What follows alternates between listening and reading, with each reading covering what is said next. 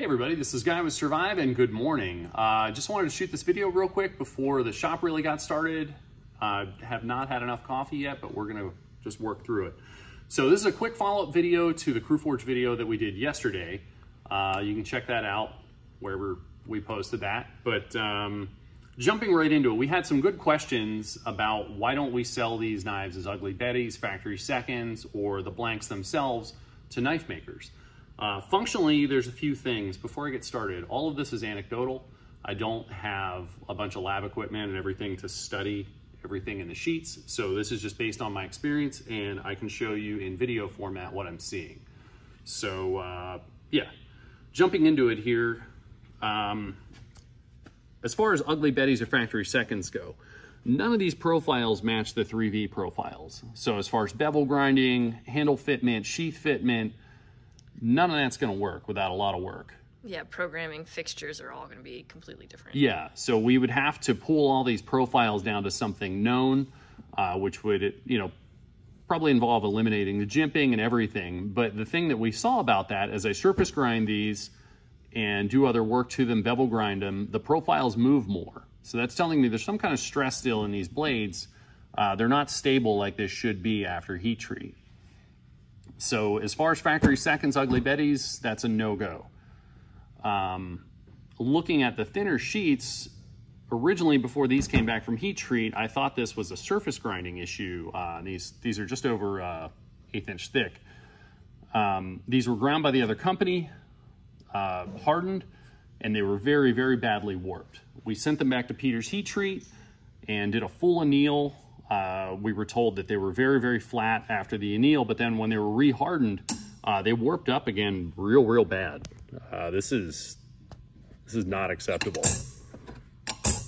So on top of this craziness, the profiles on these have also moved like these thicker pieces. So now we can see sort of a course of conduct across several thicknesses of sheet and see it's an ongoing thing with this batch of material. For some reason. I don't know. We might find out, might not, who knows.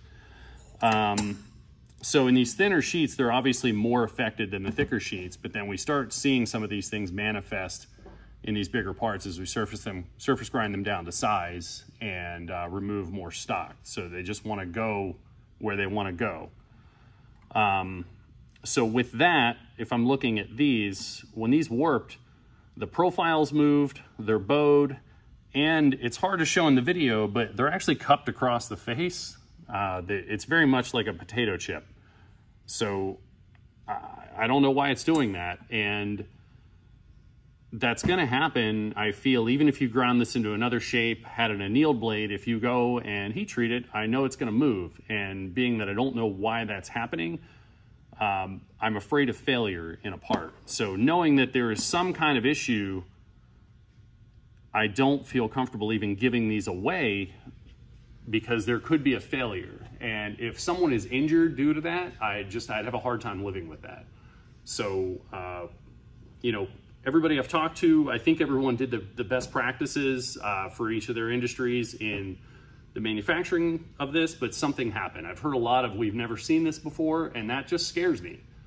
When there's people as experienced as Peter's heat treat, Crucible, Niagara, they're saying, I don't know, I've never seen this. I don't feel comfortable pushing this out into the world, so we're just gonna have this melted down and made into something else. I don't know, maybe it'll make a nice car fender or something one day.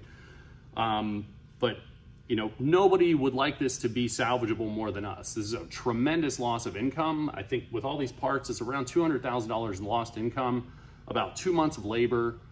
This is the money that was really going to help us hire and take the appropriate time to train people on different processes to really bring some value to the company, to make other investments.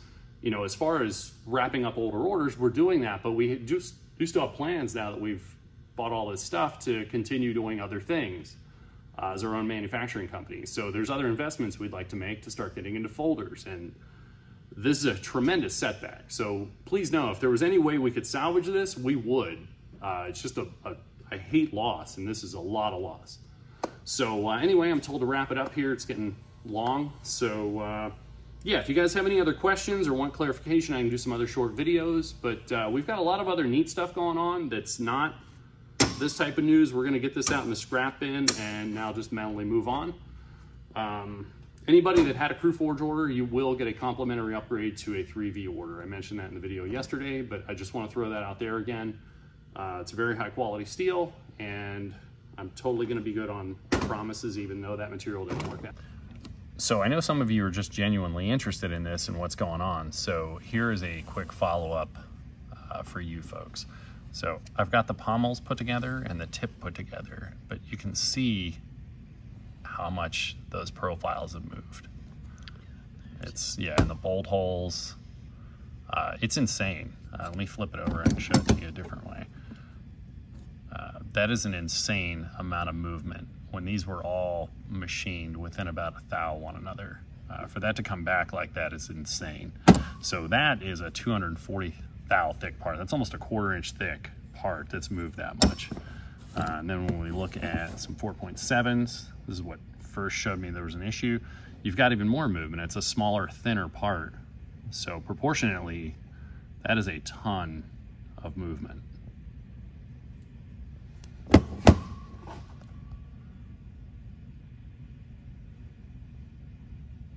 So, like I said, everybody involved has said, I've never seen that before. And then just really up close here, you can see how bowed these parts are. If you come down here,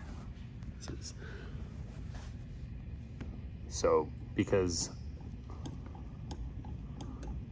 these were annealed and re-hardened, you know, I don't know that, but that's a crazy amount of movement. So there you go. Hope you found that interesting, and I'm gonna get back to work, but guys have a great day.